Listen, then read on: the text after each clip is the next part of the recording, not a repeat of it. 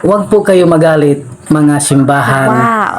na tatag ng tao. Yes. Totoo naman po na umalis kayo sa kawan ni Kristo Oh, at yes. sumapi kayo sa simbahan na tatag ng tao. Yes. Asa po kayo sa Biblia sa 2 Corinto chapter 11 verse 13. So nice. Basahin natin ang Biblia. Good morning to you.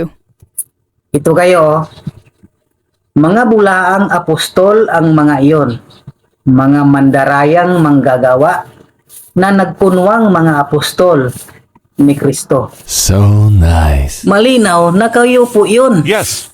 dahil lumabas kayo sa kawan ng ating Panginoong Hesus Kristo. Yes. Kaya wag niyong ipilit na kayo ang tama Yes. sa pangalan pa lang ng founder ninyo. Maling-mali na kayo. Oh, yes. Mag-isip-isip. Salamat. God bless.